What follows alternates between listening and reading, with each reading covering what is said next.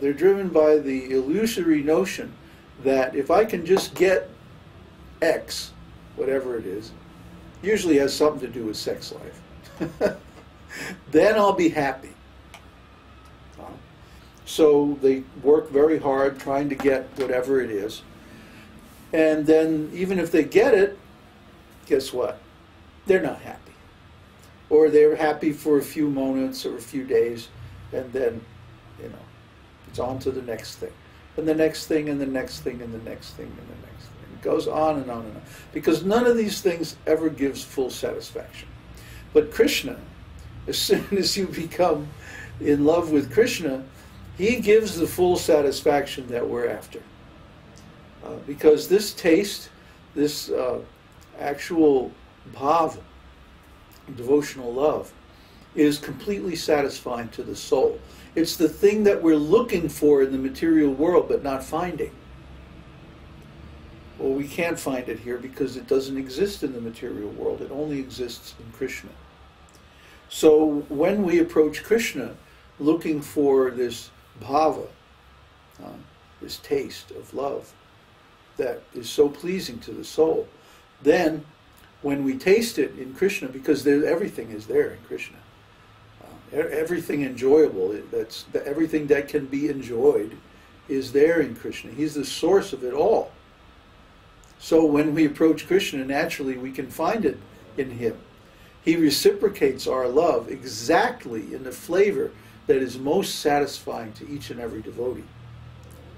So each devotee experiences that, oh, Krishna is reciprocating my love exactly in the way that I need to experience full satisfaction. That's Krishna's kindness.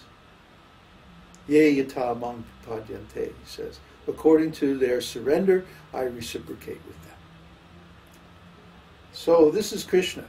His love is fully satisfying because it's perfect, and it's complete, and it's unlimited, and it's unconditional. See? We're the ones who are making conditions. Oh God, I'll love you if you give me this. I'll love you if you do that for me. I'll love you if you show yourself to me. No, that's not love. That's a business deal. Love means, oh Krishna, you have such great qualities, you know, in whatever mood I happen to be in. I see all those qualities in you. You know, please let me serve you. What can I do to serve you?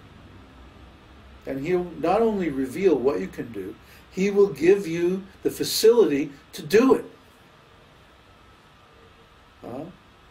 How do you think we're traveling around the world and doing all this service and, you know, opening up communities and getting farms and doing all this stuff that we're doing? None of us have a job. None of us are independently wealthy. Our families don't support us. Nobody supports us. Krishna directly supports us and gives us the facility by inspiring people to give some donation. That's how it works. See, we don't do anything and you don't do anything. We simply desire to follow Krishna's instructions. We simply desire to please Krishna somehow or other, even though we have really no power to please Krishna. Somehow or other we desire to please Krishna, and then Krishna gives the facility to please him. And the more we please him, the more facility he gives, and so on like that. It's a virtuous circle, a virtuous spiral. So the more that we advance in this devotional service, the more we please Krishna. The more we please Krishna, the more facility and the more resources he provides, and the more knowledge that and insight that he gives into his psychology and into his spiritual affairs. And then the more we please him, and then the more he reciprocates, and so on. See, it's actually a competition of love between the ashraya and the ashrita, between the reservoir and the object of love. See, the devotees are always trying to please Krishna more and more, and Krishna is always trying to please the devotees more and more. And they go on like this eternally. Each one is trying to top the other one, and then the other one is trying to like that. It's just This is how wonderful devotional service is. I mean, I just can't say enough about it. So I guess I should stop talking and ask for questions. Do you have any questions? I have questions. Okay. You were mentioning about sthāyi-bhāva. You have to speak up so that the camera microphone will hear you. You were mentioning earlier on about sthāyi-bhāva. And the way Prabhupada describes it is there are 12. There's 5 primary and 7 secondary. Yeah. And they all 12 come under sthāyi-bhāva. And I don't understand exactly how those 7 come under sthāyi-bhāva. Actually, the 7 are vyabhicārī-bhāvas. Those are 33, right? We had discussed them earlier. Well, vyabhicārī, you can look at vyabhicārī-bhāvas in 2 ways. You can look at them as the tastes, 7 secondary rasas, or you can look at them as the 33 stages or manifestations of ecstatic love.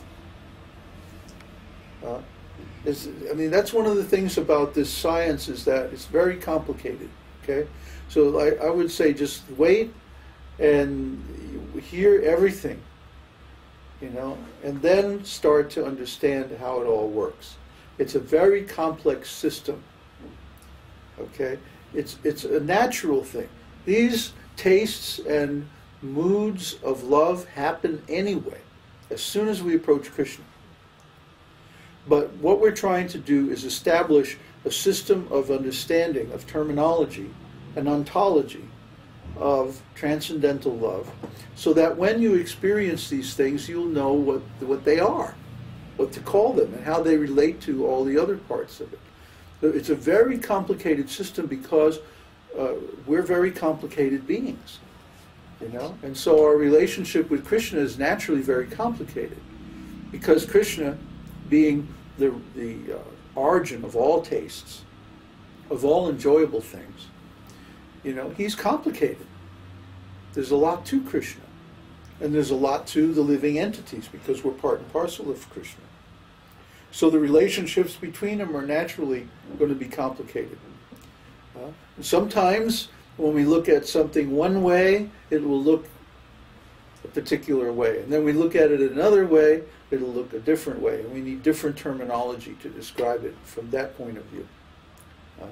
So it's sometimes vyabhicārī-bhāva means the 7 secondary rasas. Sometimes it means the 33 stages of you know, different how can I say? Well, it's like Prabhupada always talks about cooking down milk. When you first start the milk, it's very liquid, and then when it boils, it tries to froth, you know, boil over, froth up, and then it reaches a stage where it boils steadily, you know, and then after you boil the milk for some time, then it reaches another stage, you know, and if 2 or 3 stages later it tries to stick, and then you have to stir it constantly, and finally you can cook it all the way down until it's solid. See, and in between there's all these stages of milk. Milk is very complicated. So similarly, emotions also have these different states and stages of development. So that's one way to look at vyabhicārī-bhāvas. Another way to look at vyabhicārī-bhāvas, because you see, the vyabhicārī means they're always changing. And similarly, the 7 secondary rasas are always changing. Sometimes they're manifest, sometimes they're not manifest. But the sthāyi-bhāva is always manifest. See, so it depends on how we look at it. Okay. So right now at this stage, most of these terminologies are pretty much meaningless because we don't have direct experience of them? No, they're not meaningless. They're not meaningless because in every devotee, for example, talking about vibhāva, as we are, in every devotee's experience, there's an impelling force, and there's a basic force that starts their devotional service. Krishna is the basic cause. You know, Krishna speaks the Vedas, You know, he's the origin of the whole science and practice of devotional service. He incarnates on the different planets of the universe in different forms to spread this science, you know, and he makes so many arrangements for his devotees, like we were talking about, you know, protecting and facilitating his devotional service and like that. So he's the basic cause. But then his devotees, who are the reservoir of this devotional love, you see, they're the impelling cause. We become devotees because we associate with devotees, right? And everybody can observe that. Everybody who's a devotee, anyway, can observe these causes in their devotional life. They had this experience with these devotees, and that helped them to realize so and so, you know, and then they went here and they did that, and then they